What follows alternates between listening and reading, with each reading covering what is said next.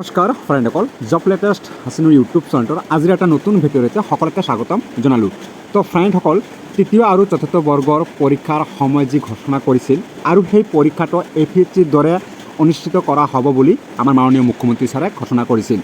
তো ফ্ৰেণ্ডসকল, আজি সেই বিষয় লৈ আমাৰ মাননীয় মুখ্যমন্ত্ৰী ছাৰে এখন বৈঠক আছিল আৰু সেই বৈঠকত স্পষ্টকৈ উল্লেখ কৰিছে যে ADERৰ যিখিনি এক্সাম হ'ব, অৰ্থাৎ তৃতীয় আৰু চতুৰ্থ বৰ্গৰ সেই এক্সাম এতিয়া APSCৰ দৰে অনুষ্ঠিত নহয় বুলি ঘোষণা কৰিছে। কিন্তু ইয়াৰ আগতে এটা বৈঠক হৈছিল, সেই বৈঠকত উল্লেখ কৰিছিল যে APSCৰ দৰে আমি সেই পৰীক্ষাখিনি পাতিম আৰু 3টা পৰ্যায়ত সেই পৰীক্ষা অনুষ্ঠিত কৰা হ'ব।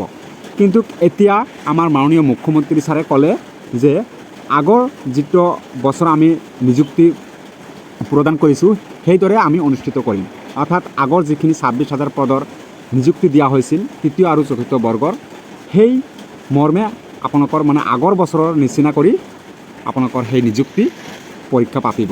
তো ফ্ৰেণ্ডসকল, আমাৰ যিখিনি তৃতীয় আৰু চতুৰ্থ বৰ্গৰ পৰীক্ষা ডেট আছিল, ডেটটো একে থাকিব, অৰ্থাৎ তৃতীয় বৰ্গৰ পৰীক্ষা 15, 22 আৰু 29 ছেপ্টেম্বৰত অনুষ্ঠিত কৰা হ'ব আৰু আপোনালোকৰ চতুৰ্থ বৰ্গৰ যি পৰীক্ষা 20 আৰু 27 অক্টোবৰত আৰম্ভ কৰিব।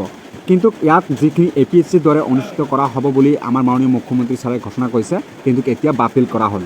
এতিয়া আপোনালোকৰ APSCৰ দৰে এক্সাম নহয়, কাৰণ হাতত আপোনালোকৰ মাত্ৰ 2 মাহ আছে। এই 2 মাহ হঠাৎ এক্সাম পেটাৰ্ণটো চেঞ্জ কৰিলে ছাত্ৰ ছাত্ৰীসকলৰ বা নিবনুৱাসকলৰ বহুত সমস্যা হৈ পৰিব। গতিকে সেইখিনি বাতিল কৰিলে আৰু আগৰ বছৰৰ দৰে আপোনালোকৰ এক্সাম পাতিব আৰু আপোনালোকৰ ৰিটেন এক্সাম আৰু ভাইবা এই দুটাই অকল হ'ব। মাননীয় মুখ্যমন্ত্ৰী ছাৰে কি ক'লে আপোনালোকে শুনি লওক এবাৰ।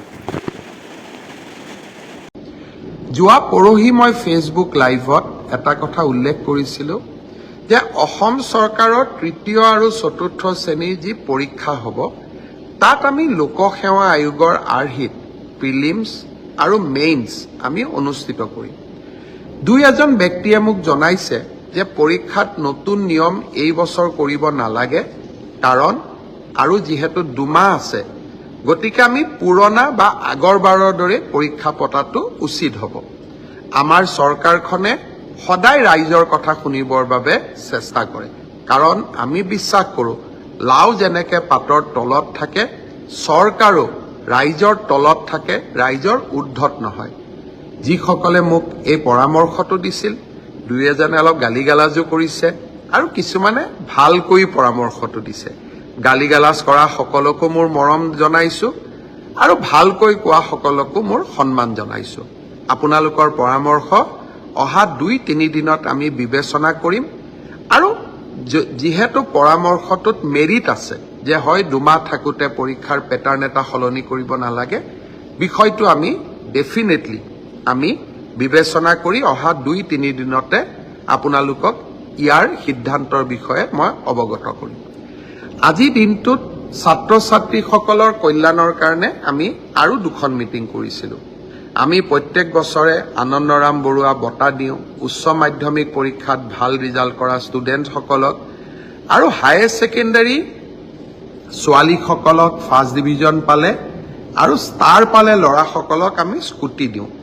এই 2খন আঁচনিৰ সুবিধা আমি যাতে 30 নৱেম্বৰৰ আগতে ছাত্ৰ ছাত্ৰীসকলক দিব পাৰোঁ, তাৰ বাবে আজি আমি আৰু 2খন মিটিং কৰিছিলোঁ। মই ভাবোঁ যে 30 নৱেম্বৰৰ আগতে আমি 2খন আঁচনিৰ সুবিধা ছাত্ৰ ছাত্ৰীসকলক দিব পাৰিম। বহু সময়ত কিছুমান বাতৰি কাকত আদিয়ে প্ৰচাৰ কৰে যে চৰকাৰে নামভৰ্তি কৰি চৰকাৰে